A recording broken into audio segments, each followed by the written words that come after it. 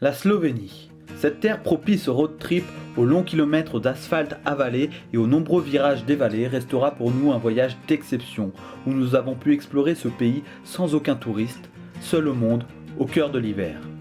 La Slovénie regorge de richesses naturelles et ses paysages en disent long sur le potentiel de cette destination. Nous avons pu plonger au cœur des montagnes pour y découvrir des lacs sublimes. Je n'avais jamais vu une eau aussi transparente de toute ma vie et ces lacs bordés de montagnes sont d'une beauté exceptionnelle.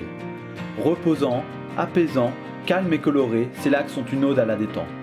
On retrouve par exemple le lac de Bled, situé dans un cadre magique qui révèle sa beauté avec son île et son église plantée au cœur du lac. Et découvrir ce lac sous la neige fut un moment mémorable pour nous. Et que dire du lac de Loukank, qui au premier abord ne fut pas un coup de foudre, mais qui a su révéler tous ses charmes le temps d'un doux matin d'hiver. Cet immense lac est le point de départ de nombreuses randonnées et il saura vous charmer pour son côté sauvage. La Slovénie est aussi le pays des cascades. Même si l'hiver n'est pas propice pour les explorer, il n'en reste pas moins impressionnant d'en découvrir quelques-unes qui sauront vous apporter une vraie ambiance hivernale avec un givre bien présent. Mais l'autre atout indéniable des montagnes slovènes, ce sont ses gorges. Mystérieuses et captivantes, elles dégagent une magie certaine qui vous transportera dans un autre univers. C'est ici, au cœur de ces gorges, que nous avons pu découvrir une couleur indescriptible de l'eau. Il existe de nombreuses gorges magiques et pourtant l'hiver rend l'accès interdit sur certains sites. Mais cela ne nous a pas empêché de découvrir de nombreux coins de rêve où le blanc de la neige venait sublimer ces entrailles de la terre. Mais s'il y a bien un paysage typique slovène, c'est celui que vous pouvez voir ici. On retrouve une terre vallonnée, des montagnes en arrière-plan, une petite église sur les hauteurs, et vous saupoudrez le tout avec un peu de neige pour obtenir un cadre qui ferait presque penser au film Disney tant la magie des lieux opère. Des lieux d'exception, il y en a plein dans les montagnes slovènes, et le village de Valka Planina n'échappe pas à la règle. Cet ancien village perché à 1500 mètres d'altitude est d'une beauté déconcertante.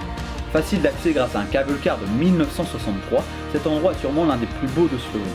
Notamment grâce à l'ambiance unique des lieux, mais aussi grâce aux belles cabanes en bois qui jonchent le sol de ces montagnes. Cette randonnée dans les Alpes juliennes est sûrement l'une des plus belles à faire en Europe.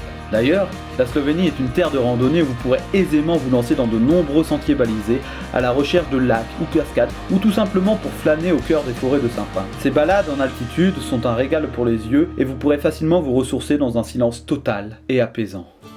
On a aussi eu quelques déceptions lors de ce voyage, c'est le cas notamment de Ljubljana, capitale de la Slovénie.